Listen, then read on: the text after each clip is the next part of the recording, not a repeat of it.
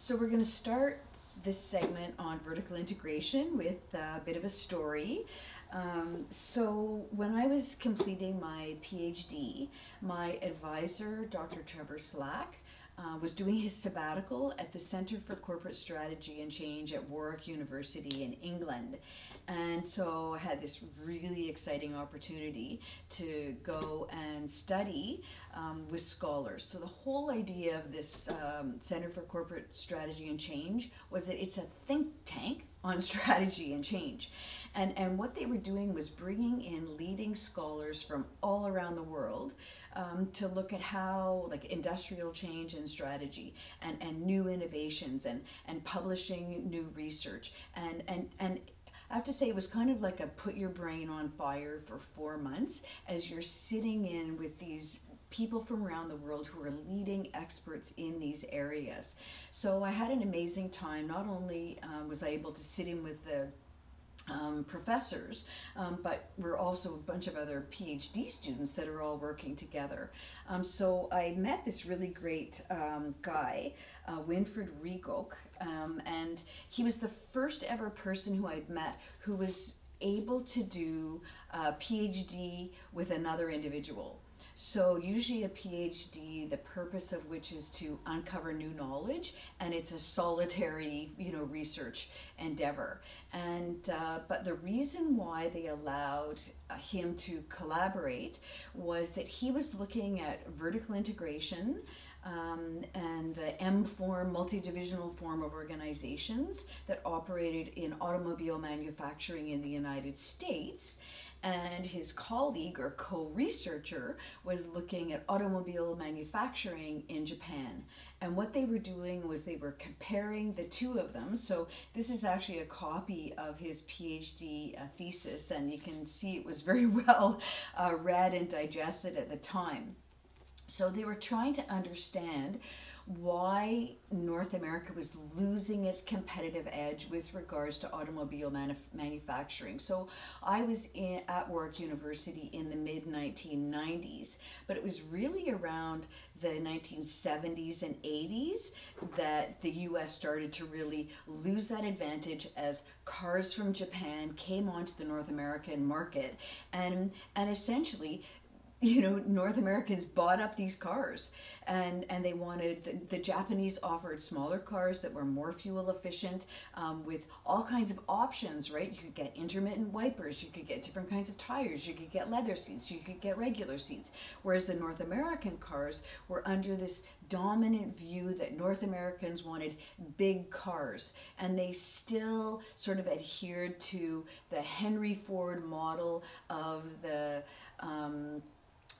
manufacturing on an assembly line where all of the cars are the same. And sure, of course, by the 1980s they're offering different colors, and certainly they had different features, but nowhere near what they were doing in Japan. So what these two scholars were doing was trying to understand the differences. Why was it that the North American automobile manufacturers weren't adopting these highly successful strategies of the Japanese manufacturers, so Toyota, Hyundai, etc.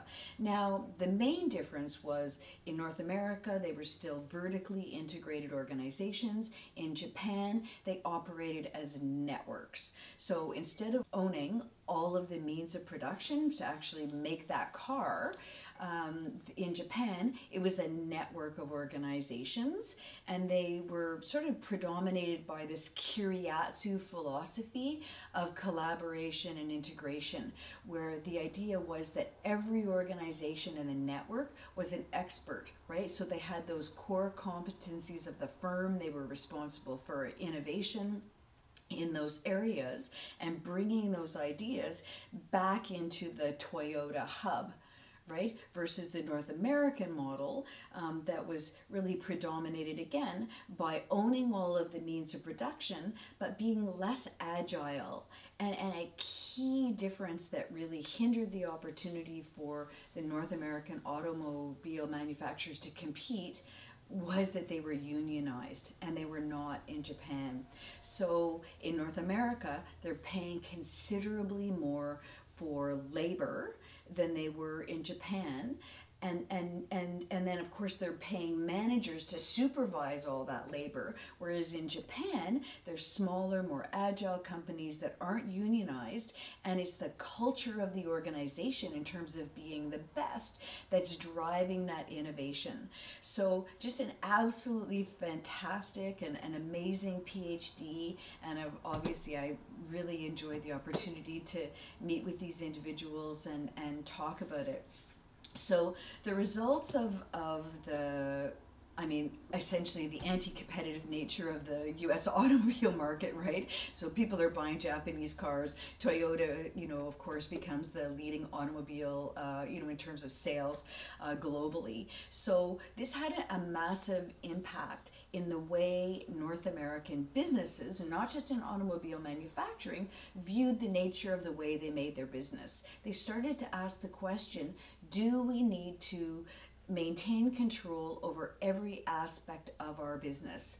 Or can we network with other organizations, as they do in Japan, right, to attain, to bring products more quickly to market, to foster innovation, to ease the burden of, labor and the managerial aspects. So you're paying millions and millions of dollars to pay managers to manage labor, right? Whereas in Japan, they're not having to, assume those types of costs. So we really saw what was like a revolution in the way that North American companies ran their businesses. And so I'm just going to show you another book that was written by, here, let me grab this, by Rosabeth Moss Cantor, and great name. So When Giants Learn to Dance. Okay, so giants, of course, being these hierarchical, multi-divisional forms of organizations that are vertically integrated. How do we break up all of the pieces of those organizations so they can, as she said, dance, but what she meant was be more nimble within the industry, bringing products to market more quickly, being more innovative, agile, etc. So that's really, my experience with vertical integration, and why, it's really exciting to look at it from a broader, sort of national and or cultural aspect. So kind of a funny part of this.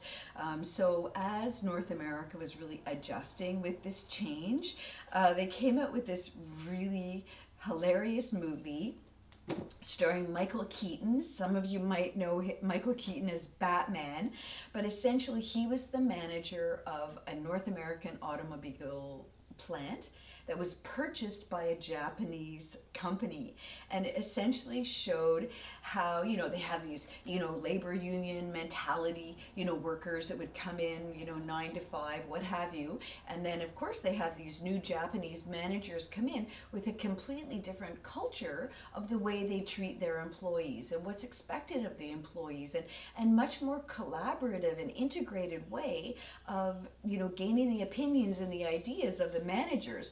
But of course the North Americans are a little bit, skeptical about this, and there's really a funny scene where the managers ask all of the employees to come outside of the plant one morning, and all of the employees are, what is going on here? We're being asked to go outside. Let me just get on my assembly line. And they actually take them all out to begin their day by doing exercise, and they start to teach them, like, Tai Chi.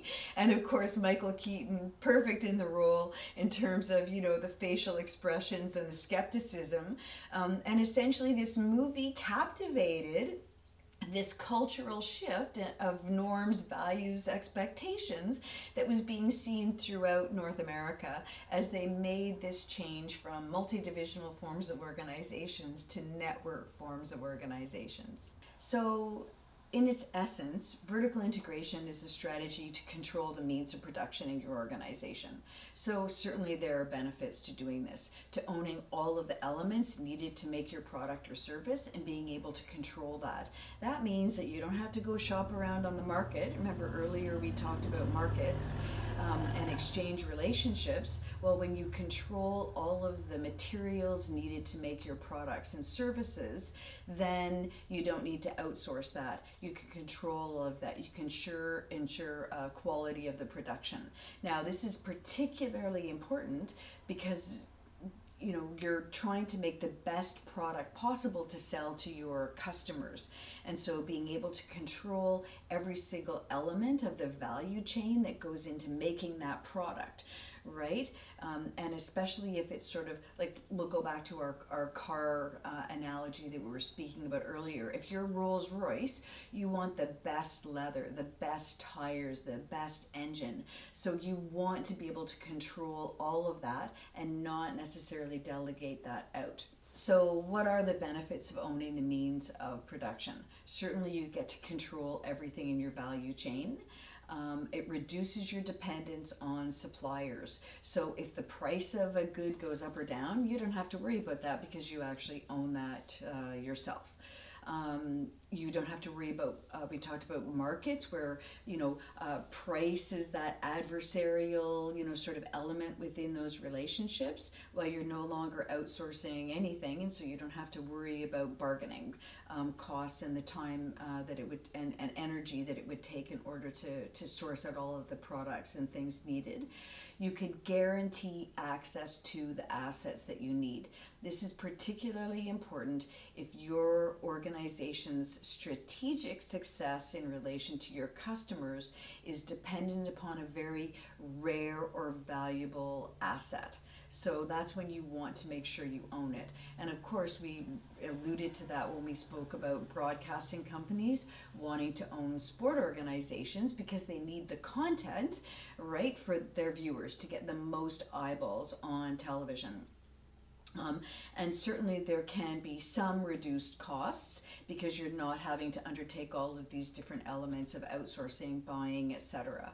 Vertical and horizontal integration essentially means that your organization is purchasing another firm that will add value to your core product. So you might do this horizontally, which means that you're purchasing another organization that actually does the same thing that your organization does, but potentially to a different target market. So a really great example of this would of course be Maple Leaf Sports and Entertainment.